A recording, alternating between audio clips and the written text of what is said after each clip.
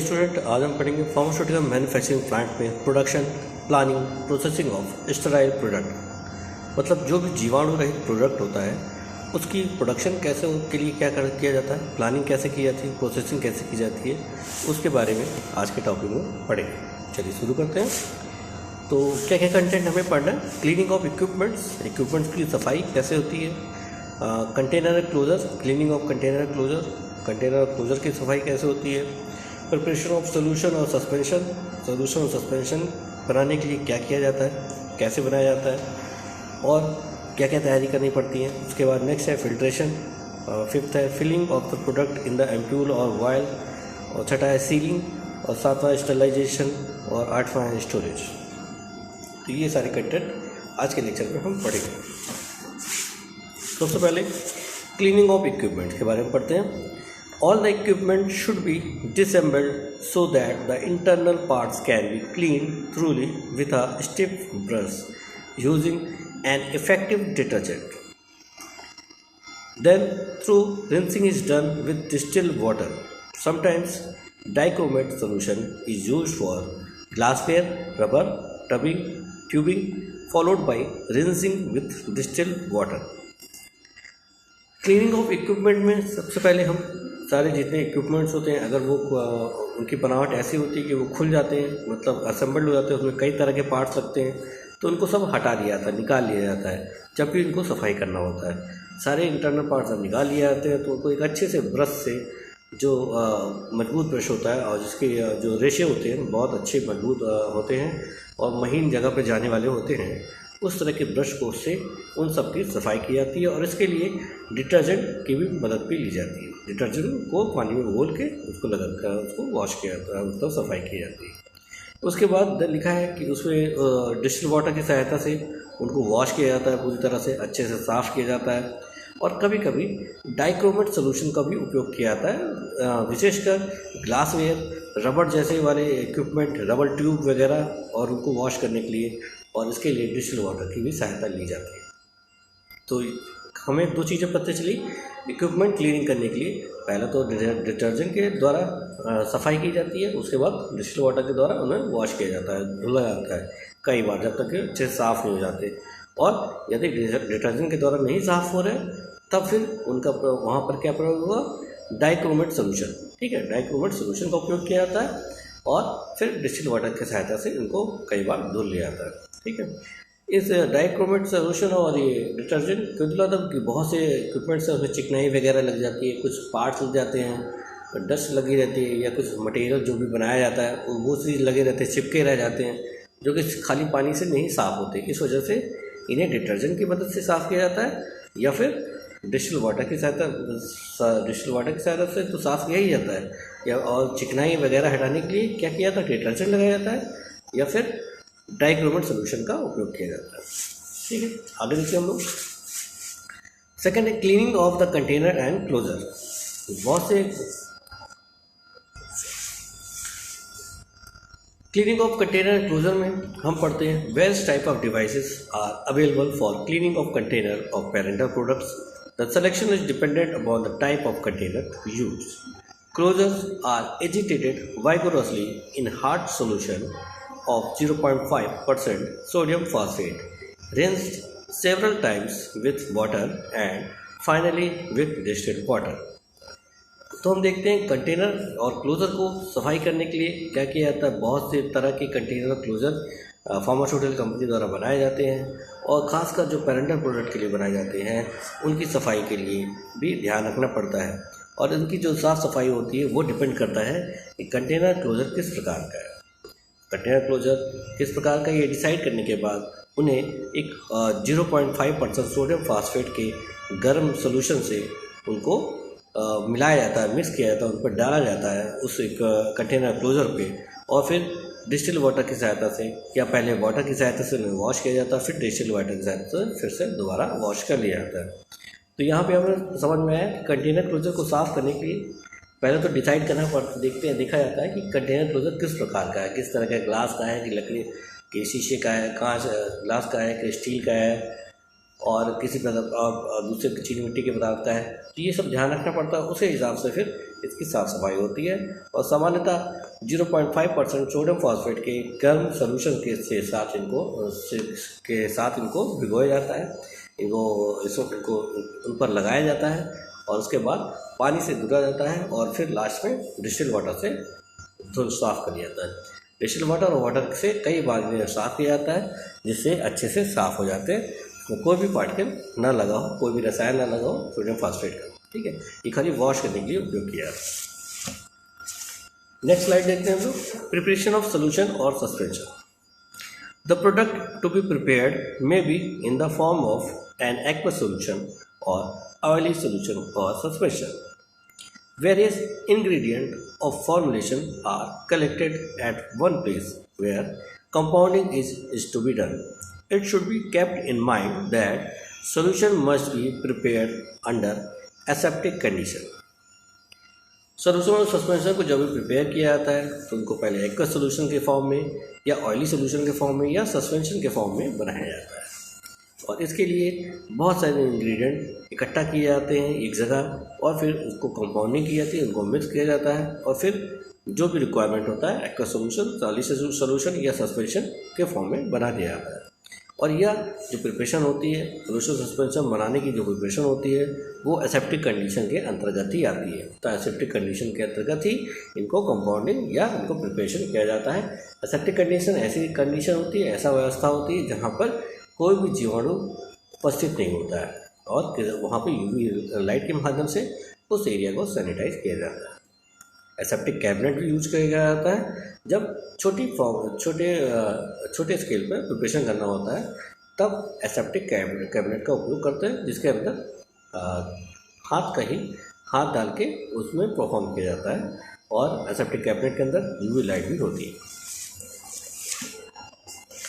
Next देखते हैं, filtration वाली स्लाइड है। जब प्रिपरेशन बन जाती है तब फिल्ट्रेशन किया जाता है। If the solution contain any foreign particle it must be filtered through bacteria-proof filters such as Sitz filter, membrane filter, sintered glass filter.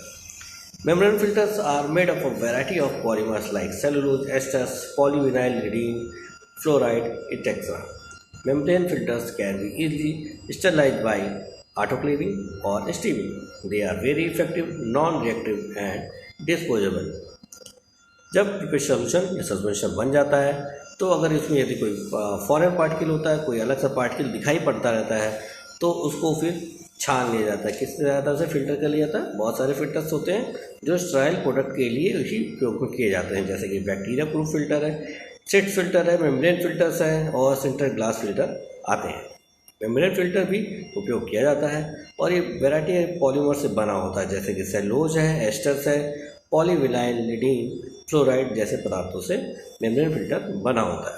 Membrane filter को आसानी से स्टेरिलाइज भी किया जा सकता है ऑटोक्लेव के प्रोसेस द्वारा या स्टीम के मेथड के द्वारा, और यह बहुत प्रभावी होता है और नॉन रिएक्टिव होता है और इसे उपयोग करने के बाद फेंका भी जा सकता है।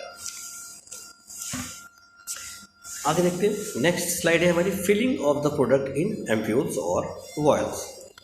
जब भी प्रोडक्ट एम्प्यूल और वायल में जब सोल्यूशन प्रिपेयर कर लिया गया है, सस्पेंशन प्रिपेयर कर लिया गया है, ये एक तरह के स्टेराइल प्रोडक्ट होते हैं और स्टेराइल प्रोडक्ट समानता किस में ही पैक किए जाते हैं? एम्प्यूल से, वायल में ही पैक किए जाते हैं और कभी कभी थोड़ी बड़ी बोतल में भी यूज किए जाते हैं। तो समानता इनको फिक्स करने के लिए, इनको फिलिंग करने के लिए फिलिंग मशीन भी होना बहुत ही आवश्यक होती है, जैसे एम्प्यूल फिलिंग सीलिंग मशीन वगैरह होती है, जिसको अभी हम आगे नेक्स्ट लेक्चर में पढ़ेंगे कौन कौन से इक्विपमेंट यूज होते हैं। और इस तरह के जो एम्प्यूल्स और वायल्स जो होते हैं वो सेमी ऑटोमेटिक होते हैं, ऑटोमेटिक मशीन होती है और जीवाणु रहित कंडीशन में, व्यवस्था में इन्हें फिल किया जाता है। एम्प्यूल वायल को में स्टेराइल सस्पेंशन या सोल्यूशन, एक्वस सोल्यूशन या ऑयली सोल्यूशन को भरा जाता है। In such case all the material used to be sterile, then sterile is furtherly maintained by using laminar air flow benches which provide very clean air. This air flows along parallel lines and sweeps all the dust. इस तरह हम देखते हैं कि सारे materials को sterile जीवाणु रहित किया जाता है और स्टेरिलिटी जीवाणु रहित वाली जो व्यवस्था होती है उसको मेंटेन किया जाता है लेमिनार एयर फ्लो के द्वारा। लेमिनार एयर फ्लो में हैफा फिल्टर्स लगे होते हैं जिसकी सहायता से जो एयर अंदर आती है वो बहुत ही शुद्ध होती है, ना उसमें कोई डस्ट पार्टिकल होता है, ना कोई बैक्टीरिया उपस्थित होता है। और इस तरह जो एयर फ्लो होती है लेमिनार एयर फ्लो की सहायता से वो पैरेलल लाइन में फ्लो होती है। पैरेलल लाइन मतलब हॉरिजॉन्टली हम समझ सकते हैं। हॉरिजॉन्टल मतलब कि क्षैतिज जो डायरेक्शन होता है, क्षैतिज दिशा होती है, उस पर सारी ये फ्लो करती है एयर जो फिल्टर होकर आती है, और इस तरह सारी डस्ट को ये बाहर निकाल ले जाती है। तो एम्प्यूल वाल्व को फिलिंग करते समय एसेप्टिक कंडीशन का होना बहुत ही ज़रूरी होता है। अब आ रहे हैं सीलिंग के बारे में।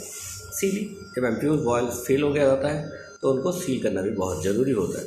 Ceiling should be done immediately after filling under aseptic condition only. Sealing of ampoule is done by tip sealing method and pull sealing method.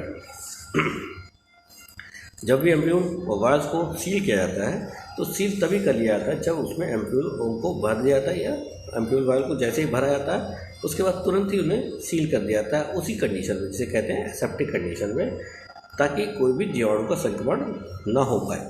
इसी वजह से जैसे ही उसको फिर भरा जाता है उसी समय उसको सील कर दिया जाता है। और सील करने के लिए दो प्रकार के मेथड का उपयोग किया जाता है, जिसको कहते हैं टिप सीलिंग मेथड और दूसरा होता है pull sealing method. Tip sealing method में क्या होता है कि जो उसका जो ऊपरी सिरा होता है उसको तुरंत सील कर दिया जाता है गर्म करके, ठीक है। पुल सीलिंग मेथड से क्या होता है कि एम्प्यूल वाल्व को खींचा जाता है, जब भरने के बाद उसका ऊपरी सिरा को पकड़ के खींचते हैं, जिससे वो आपस में खींचते क्या होता है वो पतला होता जाता है। उसकी जो ट्यूब होती है पतली होती जाती है और एक समय ऐसा आता है वो टूट जाती है, और जहाँ से टूटती है वहीं से वो सील हो जाता है। और ये जो ट्यूब ऊपरी टिप को खींचते हैं, पुल करते हैं ऊपर वाले सिरे के एम्प्यूल के, और वो क्या होता है जो एम्प्यूल का सिरे करते हैं वो सील हो जाता है जैसे ही टूटता है, क्योंकि वो उस समय गर्म पोजीशन पे रहता है, गर्म अवस्था में रहता है, तो उसको खींचने पर जैसे ही जिस जगह पे टूटता है वहीं पर वो सील हो जाता है। तो इस तरह के मेथड को भी पुलिंग सीलिंग मेथड कहते हैं, ठीक है। इसके अलावा जो वाल्व्स होते हैं थोड़े बड़े होते हैं, बॉटल्स होती है, उनको सील किया जाता है रबर क्लोजर की सहायता से, पहले फिक्स किया जाता है, उसके बाद एल्यूमिनियम वैक्यूम की सहायता ली जाती है और एल्यूमिनियम कैप के द्वारा उनको मशीन के द्वारा सील कर दिया जाता है, और इस तरह सीलिंग का प्रोसेस कंप्लीट होता है, ठीक है। एम्प्यूल वाल्व को भरते समय ही सील कर लिया जाता है एसेप्टिक कंडीशन पे, और सील करते समय ये ध्यान रखा जाता है कि कौन सा मेथड उपयोग करना है, टिप मेथड क्या एम्प्यूल मेथड, ये डिपेंड करता है कि प्रिपरेशन उसमें कितनी है या दवाई पे डिपेंड करता है। और पुल सीलिंग में खींचते हैं और टिप सीलिंग में ऊपरी टिप को सील कर देते हैं गर्म करके, ठीक है। पुल सीलिंग में ऊपरी पार्ट को खींचते हैं और तब तक खींचते हैं जब तक वो टूटना है, और जहाँ पे टूटता है वहीं पे सील हो जाता है वो, क्योंकि उस समय वो गर्म होता है। तो जो सीलिंग करते हैं हमेशा गर्म करके ही करते हैं, ठीक है। और उसके बाद जो वायर्स और बॉटल्स होती है उनको फिल किया जाता है, पहले उसमें रबर का ढक्कन लगाया जाता है, और उसके बाद उनको एल्यूमिनियम कैप की सहायता से वैक्यूम की मदद लेते हुए उन्हें मशीन की सहायता से सील कर दिया जाता है। नेक्स्ट देखते हैं हम sterilization method. Sterilization is done by various methods depending upon nature of preparation, such as physical method में हॉट एयर ओवन, ऑटोक्लेव्स, और मैकेनिकल मेथड में sinter, glass filter, membrane filter इत्यादि। तो स्टरलाइजेशन जब भी परफॉर्म किया जाता है मेथड द्वारा हम जानते हैं। स्टरलाइजेशन मेथड में क्या होता है, स्टरलाइजेशन एक ऐसी प्रोसेस होती है जिसमें जीवाणु का संपूर्ण नाश किया जाता है, ताकि जो प्रोडक्ट है उसमें कोई भी प्रकार का संक्रमण ना हो। और इसके लिए दो प्रकार के मेथड समानता, स्टरलाइजेशन के मेथड तो बहुत है, लेकिन प्रिपरेशन के लिए समानता दो मेथड का ही उपयोग किया जाता है, फिजिकल मेथड और मैकेनिकल मेथड। फिजिकल मेथड में क्या होता है, फिजिकल मेथड में दो प्रकार के मेथड होते हैं, जैसे कि हमने पढ़ा था, एक मॉइस्ट हीट स्टरलाइजेशन मेथड होता है और दूसरा होता है dry heat sterilization method. Moist heat sterilization method में हम ऑटोक्लेव का प्रयोग किया जाता है, मतलब जो फार्मासिस्ट होता है या मैन्युफैक्चरिंग क्वालिफाइड पर्सन होता है वो ऑटोक्लेव का प्रयोग करता है या स्टीमिंग मेथड का प्रयोग करता है। जबकि हॉट एयर ओवन में जो ये हॉट एयर ओवन में दूसरा मेथड जो होता है वो ड्राई हीट स्टरलाइजेशन मेथड होता है। ड्राई हीट स्टरलाइजेशन मेथड में हॉट एयर ओवन का प्रयोग होता है।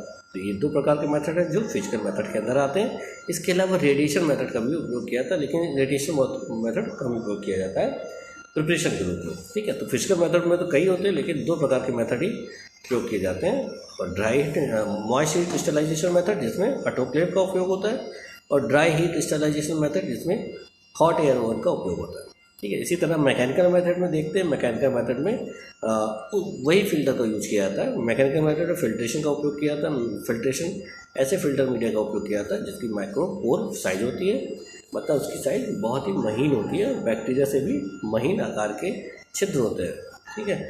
और उसमें समानता सेंटर ग्लास फिल्टर का उपयोग किया जाता है, मेम्ब्रेन फिल्टर का उपयोग किया जाता है, जो दो फिल्टर का मेन रूप से उपयोग किया जाता है। तो स्टरलाइजेशन बहुत इंपॉर्टेंट है, क्योंकि अगर कोई प्रोडक्ट, कोई संक्रमण, कोई जीवाणु बच जाता है तो स्टरलाइजेशन प्रोसेस से गुजरने के बाद वो पूरी तरह से समाप्त हो जाता है और बिल्कुल भी जीवाणु नहीं रहते किसी भी प्रिपरेशन में, जो कि स्टेराइल प्रिपरेशन होती है, मतलब जो पैरेंटल प्रिपरेशन होती है, जो इंजेक्शन द्वारा दी जाती है। अगर उसमें कोई भी जीवाणु किसी तरह से भी उपस्थित रह जाता है तो वो संक्रमण पैदा कर सकता है जब भी दवाई दी जा रही है। इस तरह हमारी स्लाइड खत्म होती है और आज का टॉपिक खत्म होता है। नेक्स्ट लेक्चर में हम फिर मिलेंगे।